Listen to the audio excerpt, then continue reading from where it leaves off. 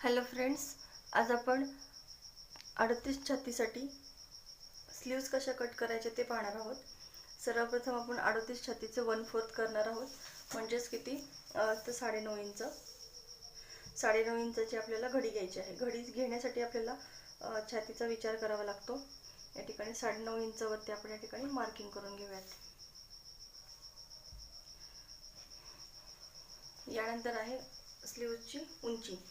स्लीव्सची उंची आहे 5 इंच. जर अस्तरची असेल तर आपण 5 मध्ये फक्त अर्धा इंच ॲड करू शकतो, म्हणजे 5.5 इंच. आणि जर अस्तरची नसेल तर त्यामध्ये आपल्याला 5 + 1.5 इंच एक्स्ट्रा घ्यावे लागतं, म्हणजेच 6.5 इंच घ्यावं लागेल. पण आत्ता जो आपण स्लीव्स कट करत आहोत ती अस्तरची असल्यामुळे या ठिकाणी आपण अस्तर कट करतोय. त्यासाठी आपल्याला स्लीव्सची उंची घ्यायची आहे 5.5 इंच. या ठिकाणी आपण 5.5 इंचावरती बॉक्स आखून घेऊयात.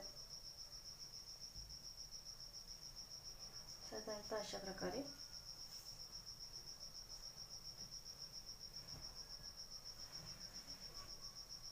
आणि आता तो बॉक्स आपण कट करून घेऊयात.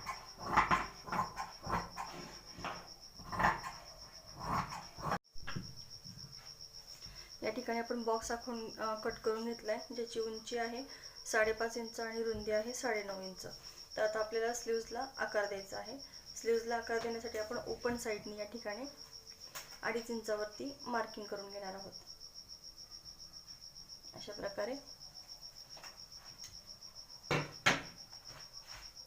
यानंतर आपण वरची जी बाजू आहे तिथे आपण 2 इंचावरती एक मार्किंग करून घेणार आहोत.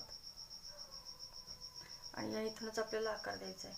तर आकार देताना आपण या ठिकाणी 1.5 इंच अंतर घेणार आहोत.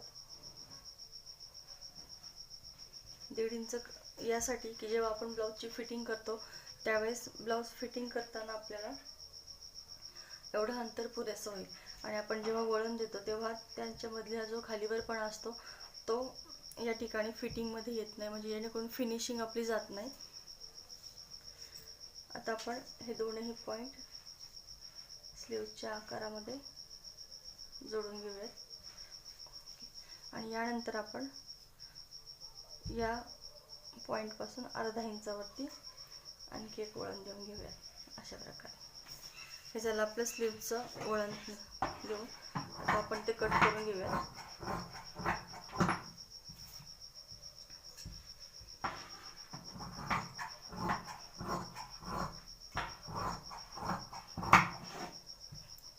आता फक्त वरच्या दोनच बाजू घ्यायच्या आहेत आणि त्यानुसार स्लीव्सला वळण द्यायचं. साधारणतः अशा प्रकारे. या ठिकाणी आपण जी फोल्ड टाकली होती त्या फोल्डनुसार हा जो जॉईंट भाग जो आहे तो आपण कट करून घेऊयात.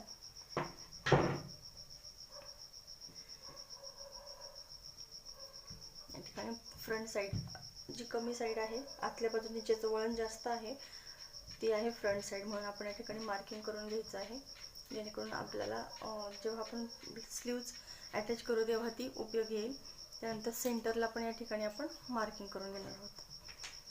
आता ह्या दोन्ही स्लीव्ज आपण सेपरेट करून घेऊयात.